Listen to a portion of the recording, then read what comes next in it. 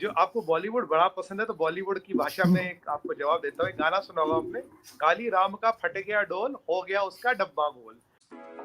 Hello friends, India Pakistan news channel में आपका फिर से स्वागत है। आज हम बात करेंगे पाकिस्तान में चल रहे हॉट टॉपिक के ऊपर। पहला हॉट टॉपिक है इमरान खान की इलेक्शंस और दूसरा टॉपिक है जो बाइडेन की दी हुई एक स्टेटमेंट के ऊपर। जो बाइडेन ने स्टेटमेंट दी है कि Pakistan is the most dangerous nation in the world, क्योंकि पाकिस्तान के पास जो भी न्यूक्लियर वेपन्स हैं उन पर कोई भी कोहिजन नहीं है। अब पिछले 2 दिनों से पाकिस्तान ये बात अपने जहन में से नहीं निकाल पा रहा है। वो इस स्टेटमेंट को अलग अलग एक्सक्यूजेस देकर जस्टिफाई कर रहा है। कभी कहता है कि बाइडेन को गौफ है, यानी वो बिना सोचे समझे कुछ भी बोल देते हैं। कभी कहते हैं कि ये अनऑफिशियल स्टेटमेंट है जो बाइडेन ने अपनी पर्सनल गैदरिंग में स्मॉल ऑडियंस के सामने दी है।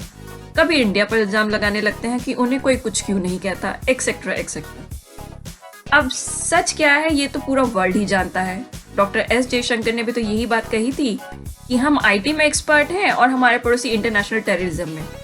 वैसे एक वीडियो मैंने उस पर भी बनाया, तो आप उस वीडियो को जरूर देखें। Anyways, the best response Pakistan gave is डीमार्के। उन्होंने पाकिस्तान में यूएस एम्बेसडर को बुला के डीमार्के किया है। अगर कोई इनसे पूछे तुम्हें थोड़ा भी सेल्फ रिस्पेक्ट है तो F-16 वापस क्यों नहीं कर देते हो। अब ये टॉपिक इतना इम्पोर्टेंट हो गया है कि पाकिस्तान में 2 दिनों से टॉपिक चले ही जा रहा है, जिसका एक वीडियो मैंने कल भी अपलोड किया है, आप उसे भी जरूर देखें। ये दोनों वीडियोस आपको मेरे इस वीडियो के एंड स्क्रीन पर मिल जाएंगी। तो प्लीज इस चैनल को लाइक, सब्सक्राइब एंड शेयर करें। आगे बढ़ते हुए अब हम देखते हैं पाकिस्तान मीडिया के इस पर क्या रिएक्शन है।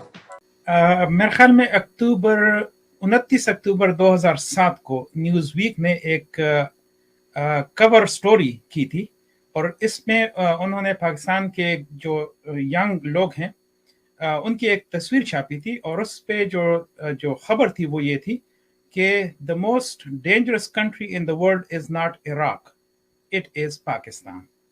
ये 15 साल एग्जैक्टली 15 साल पहले की बात है। आप अपने नाजरीन को न्यूज़ वीक का वो कवर जो है वो दिखा सकती हैं कि उसमें एग्जैक्टली ये स्टेटमेंट लिखा हुआ था कि दुनिया का जो खतरनाक तरीन मुल्क है वो इराक नहीं है बल्कि वो पाकिस्तान है। आपके नाजरीन को याद होगा कि 2007 में इराक में बहुत ज़्यादा तबाही फैली हुई थी। अमेरिका ने हमला किया था और हर रोज वहां पे सुसाइड होते थे, कार बॉम्बिंग होती थी और हर रोज तकरीबन हर रोज 100 और 200 और 300 और 500 लोग वो मारे जाते थे। लेकिन फिर भी न्यूज़ वीक ने कहा कि इराक जो है वो मोस्ट डेंजरस कंट्री नहीं है बल्कि पाकिस्तान मोस्ट डेंजरस कंट्री है।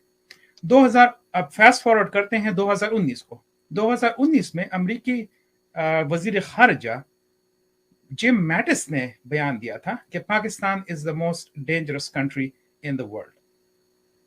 अब आते हैं 2022 में। जो बाइडेन जो है वो एक निजी तकरीब में लोगों से बात करते हैं, जो कि डेमोक्रेटिक जो नेशनल कमेटी है उनकी मीटिंग थी, लेकिन एक निजी रेजिडेंस में थी, ऑफिशियल कोई स्टेटमेंट नहीं है। और उसमें उन्होंने एक तनाजुर के तहत उन्होंने ये बात की थी कि हम जो है वो रूस के साथ डील कर रहे हैं।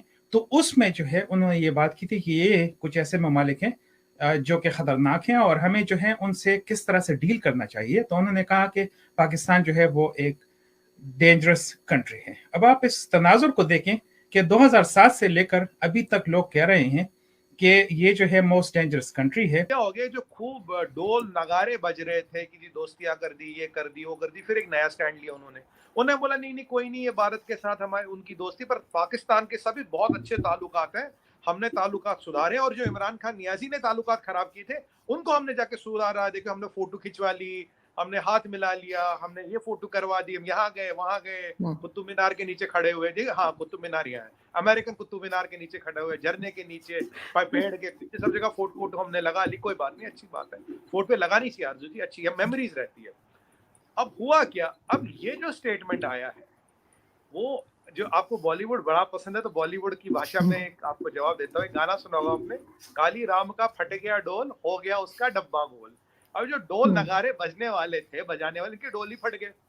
और आज हुआ क्या, जब ये स्टेटमेंट आया, आप देख रहे कितना कितना शिफ्ट हुआ।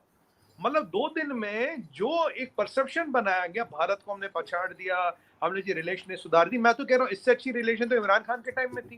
इमरान खान नियाजी के टाइम में इतनी खराब स्टेटमेंट तो यूएस ने नहीं दी थी। हाँ, 2019 में एक डिफेंस सेक्रेटरी ने यूएस के बोला था ऐसा, बट 19 के बाद अगर हम बात करें तो आज तक ऐसी कोई खतरनाक स्टेटमेंट आई नहीं। अब ये president of United states of America Joe Biden साहब खुद बोल रहे हैं, ये और कोई नहीं बोल रहा, जो बाइडेन साहब खुद बोल रहे हैं, बोले भाई ये हो गया आपके साथ। अब इन्होंने क्या किया जी, हमने अमेरिकन हाई कमिश्नर को हम सम्मान करेंगे, डिमार्च करेंगे, उनको बोल देंगे, उनको ये कर देंगे, उनको ये कर देंगे। बट आज सवाल ये निशान क्या उठाई आरजू जी, 2-4 चीजें इसमें समझने की है। पहली चीज, भाई सबसे खतरनाक स्टेट इसलिए है, यहाँ 2 चीजों का कॉकटेल है। कॉकटेल तो मतलब समझते ही है। कॉकटेल क्या है? एक है जी इसके पास न्यूक्लियर वेपन्स है। चलिए न्यूक्लियर वेपन्स अगर रेस्पॉन्सिबल न्यूक्लियर पावर्स के पास है, वो डेटरेंस का काम करते हैं। तो पहली बात अमेरिका ने ये बोल दिया, Pakistan is not a responsible nuclear power, ठीक है। दूसरी बात, आपके यहाँ टेररिज्म है, ये टेररिज्म और ये न्यूक्लियर बनता है, ये खतरनाक कॉकटेल बनती है। आपके यहाँ करीब 20-50 टेररिस्ट ऑर्गेनाइजेशन होंगी, 10-15 तो ग्लोबली डेजिग्नेटेड टेररिस्ट ऑर्गेनाइजेशन है, करीब 15 है, और उनमें से आधी से ज्यादा की नजर तो भारत पे है। F-16 की पैकेज पाकिस्तान को मना करनी चाहिए, भाई हमें नहीं चाहिए तुम्हारा F-16 का पैकेज, तुमने हमें समझ क्या रखा है, यहाँ F-16 है तो यहाँ कह रहे हो टेररिस्तान हो तुम अब मुद्दे पे वापस नहीं सर, अब इतना इतना सीरियस मत हो। अब ऐसा थोड़ी है कि ऐसा कुछ बोल देंगे तो हम पैकेज वापस कर देंगे, ऐसा कुछ नहीं होने वाला। बिल्कुल सही बोला आपने, तभी मैंने कहा देखिए यहाँ देखिए डिमांड शिमार्श करके कुछ होगा नहीं, हमें एक्शन दिखाना चाहिए। एक्शन ये होगा, ले जाओ अपना पैकेज घर जाओ, हमें कोई पैकेज वैकेज नहीं चाहिए। हम के तुम्हारे रहमो करम पे खड़े हैं, तुम हमें ये कह रहे हो पैकेज दे रहे हो। मतलब आप देखिए पाकिस्तान की इमेज और फॉरेन पॉलिसी का कितना बड़ा फेलियर है, इतना बड़ा फेलियर है कि आज आपको नॉर्थ कोरिया से पीछे रखा गया है। अच्छा, यहाँ न्यूक्लियर वॉर की बात हो रही है रशिया यूक्रेन में, वहां थ्रेट नहीं दिख रहा जो बाइडेन साहब, क्योंकि उन्हें लगता है कहीं ना कहीं रशिया भी एक रेस्पॉन्सिबल न्यूक्लियर स्टेट है और नॉर्थ कोरिया भी एक रेस्पॉन्सिबल न्यूक्लियर स्टेट है, पाकिस्तान को उसके से भी नीचे रखा। और एक और चीज की हम बात करें, इंडिया के पास न्यूक्लियर वेपन्स है, न्यूक्लियर डेटरेंस है, पर इंडिया तो बहुत क्लियर स्टेटेड पॉलिसी है, नो फर्स्ट यूज।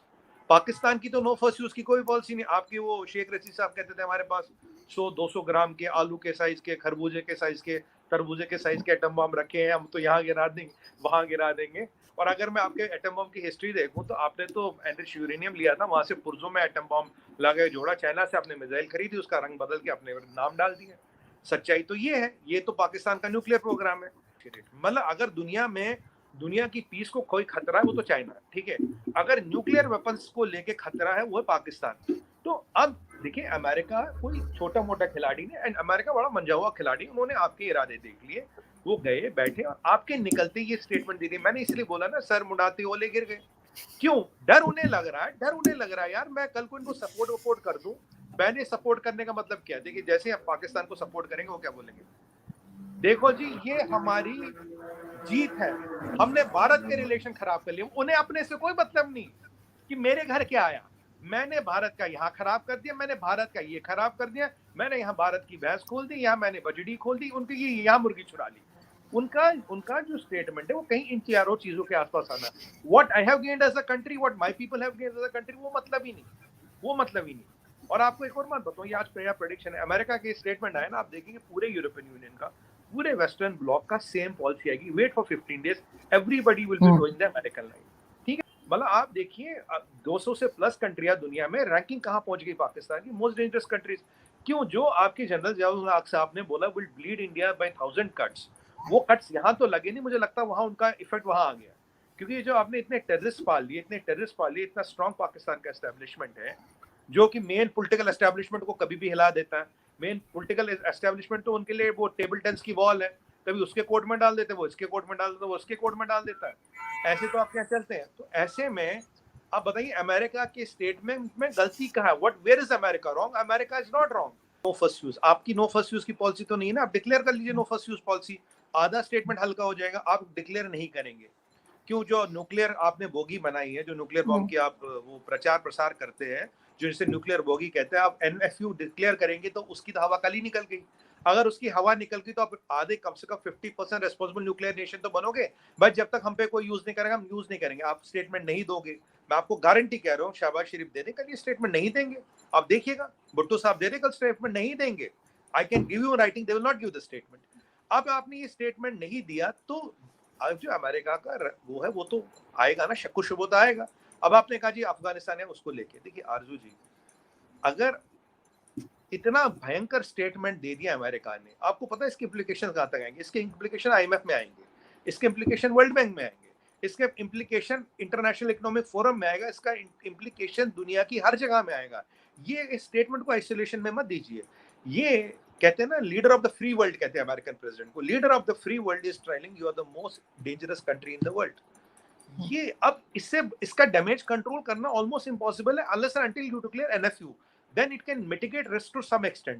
डॉक्टर साहब ये बताइएगा कि हमारे पड़ोस में भारत है, मैं आज भी इंडियन मीडिया पे था, सो दे आर वेरी हैप्पी, ऐसे जैसे दिवाली पहले आ गई है, और क्या हुआ, सो आप कैसे देखते हैं, so why is India happy on all this? क्या वो समझते हैं कि पाकिस्तान अमेरिका के ताल्लुकात में दरार आनी चाहिए?